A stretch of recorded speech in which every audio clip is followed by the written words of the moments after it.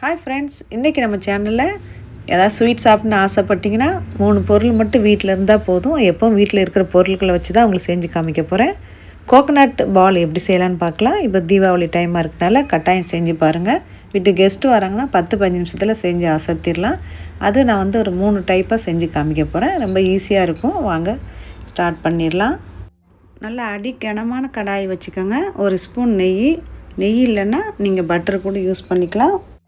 நம்ம தேங்காய் பூ வறுக்க போகிறோம். தேங்காய் பூ வறுக்கிறதுனால உங்களுக்கு ஸ்மூத்தாகவும் நல்லா அடி பிடிக்காமல் அழகாக இருக்கும். இப்போ 2 கப்பு தேங்காய் பூ எடுத்திருக்கேன்.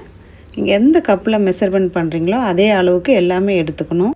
உங்கள்கிட்ட இருக்க தேங்காய் பூ ரொம்ப பெருசாக இருந்துச்சுன்னா மிக்ஸி ஜாரில் போட்டு 4-5 பல்ஸ் வச்சுக்கோங்க. இது பண்ணும்போது ஸ்டவ்வை லோ ஃப்ளேமில் தான் வச்சுக்கணும்.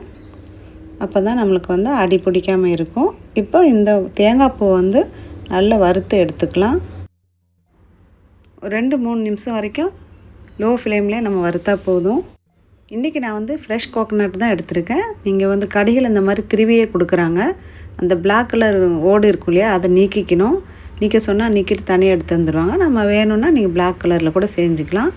எல்லா சூப்பர் மார்க்கெட்லேயும் கோகோனட் உங்களுக்கு ட்ரை ஆகி பாக்கெட் பண்ணி விற்கிறாங்க. அது கூட நீங்கள் இந்த மாதிரி ஸ்வீட்டுக்கு எடுத்துக்கலாம். அதுவும் ரொம்ப நல்லாயிருக்கும். அதை விட நீங்கள் இதை பார்த்தீங்கன்னா ஃப்ரெஷ் கோகோனட் தான் டேஸ்ட் ரொம்ப அசத்தலாக இருக்கும். இப்போ 3-4 நிமிஷத்தில் நல்லா வறுத்து எடுத்துட்டோம். கொஞ்சம் கலரும் சேஞ்ச் ஆயிடுச்சு. இந்த டைமில் நம்ம 3/4 கப்பு சீனி எடுத்து வச்சுருக்கேன். இப்போ சுகர் சேர்த்த உடனே 1 கப்பு பால் எடுத்து வச்சுருக்கேன், அது சேர்த்துக்கலாம். நீங்கள் காய்ச்சாத பால், காய்ச்சின பால் எது வேணாலும் நீங்கள் சேர்த்துக்கலாம். இதில் நம்ம நல்லா காய்ச்சப்பப்புறம் நல்லா திக்காக போகுது. பாலும் சர்க்கரையும் சேர்த்த உடனே ஸ்டவ்வை மீடியமில் வச்சுக்கிறேன். நல்லா கலந்து விட்டுக்கிட்டே இருக்கணும், நல்லா திக்காக வர வரைக்கும். ஒரு 5 மினிட்ஸ்லேயே உங்களுக்கு திக்காக ஆயிரும்.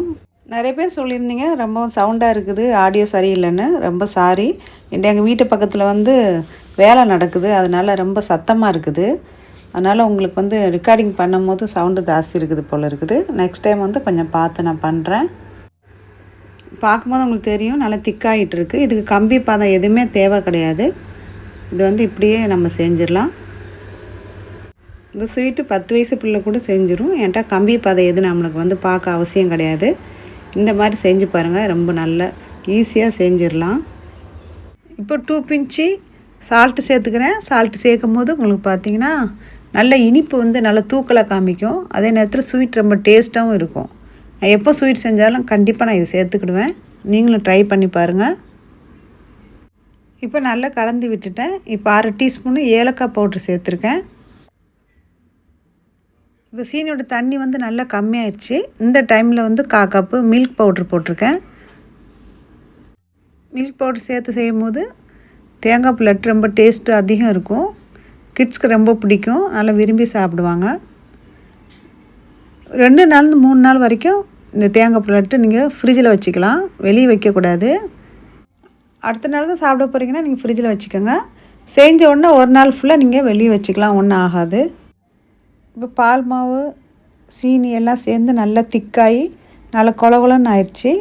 இந்த மாதிரி கொஞ்சம் லூஸாக தான் இருக்கணும். இந்த டைமில் நம்ம ஸ்டவ் ஆஃப் பண்ணிட்டோம்னா அந்த சூட்டில் கொஞ்சம் நேரத்தில் இறுகிரும். ஏன்னா சர்க்கரை பாவு இல்லையா. இப்போ 3ஆக பிரித்து 3 பாகமாக எடுத்து வச்சுக்கிட்டு உங்களுக்கு எப்படி செய்யணும் காமிச்சிடுறேன். இப்போ தனித்தனியாக எடுத்து வச்சுட்டேன்.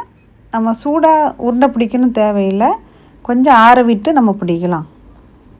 உங்கள்கிட்ட தேங்காய் பூ ரொம்ப பெருசு பெருசாக இருந்துச்சுன்னா மிக்ஸி ஜாரில் 2 பல்ஸ் வச்சு எடுத்துக்கோங்க. இப்போ இதில் ஃபுட் கலரு கொஞ்சம் ஆட் பண்ணிக்கிறேன்.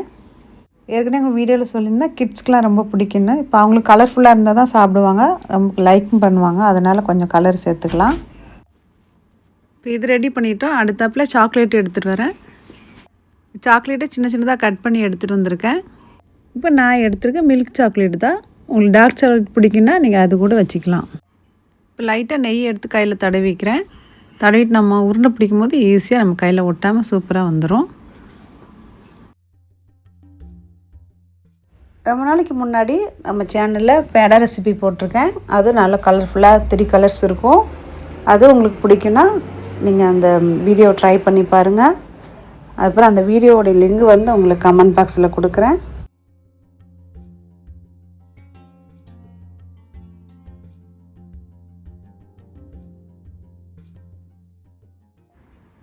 உங்களுக்கு நட்ஸ் என்ன பிடிக்குமோ அதை நீங்கள் இந்த மாதிரி பவுட்ரு பண்ணி வச்சுக்கோங்க. இன்றைக்கி நான் பிஸ்தா வந்து கொஞ்சம் நொறுக்கி தூள் பண்ணி வச்சுருக்கேன். இப்போ இதில் வந்து ரோல் பிடிச்சிருக்கோம் இல்லையா, உருண்டை பிடிச்சது ஃபுல்லாக இதில் வந்து பெரட்டி எடுத்துக்கலாம். இப்போ கையில் லைட்டாக நெய் எடுத்துட்டு அதே மாதிரி எல்லாமே உருண்டை பிடிச்சிக்கிறேன். எவ்வளோ ஈஸியாக செஞ்சிட்டேன் பாருங்கள். செஞ்சுட்டு ஒரு 10 நிமிஷம் கழித்து அழகாக அந்த மாதிரி செஞ்சு எடுத்துக்கலாம். ரொம்ப ஈஸியான ரெசிபி தான். இப்போ லைட்டாக கார்னிஷ் மட்டும் நான் பண்ணுறேன். மேலே வந்து கிராம்பு வைக்கிறேன். அப்புறமா பாதம் வந்து சின்னதாக கட் பண்ணி அதில் மேலே வச்சுக்கலாம். ஈஸியான ரெசிபி உங்களுக்கு பிடிக்குன்னு நினைக்கிறேன். நீங்கள் காம்படிஷன் அந்த மாதிரிலாம் போகிற மாதிரி இருந்துச்சுன்னா 1 பார்ட்லேயே செஞ்சு இந்த மாதிரி 3 வந்து பிரித்து சூப்பராக பண்ணி காமிச்சிடலாம். வேலை ஈஸியாக முடிஞ்சிடும். அதே நேரத்தில் ரொம்ப அழகாகவும் இருக்கும். கட்டாயம் ட்ரை பண்ணி பாருங்கள். இப்போ நம்ம டேஸ்ட் பார்த்துடலாம். எப்படி வந்துருக்குன்னு ஓப்பன் பண்ணி காமிக்கிறேன். பாருங்கள் எவ்வளோ சாஃப்டாக எவ்வளோ சூப்பராக வந்திருக்குது. சாப்பிட்டது செம்மையான ஒரு ஸ்வீட் தான் இது. இந்த ரெசிபி உங்களுக்கு பிடிச்சிருந்தா ப்ளீஸ் லைக், சப்ஸ்கிரைப். மீண்டும் ஒரு நல்ல வீடியோவில் சந்திப்போம். தேங்க்ஸ் ஃபார் வாட்சிங் ஃப்ரெண்ட்ஸ்.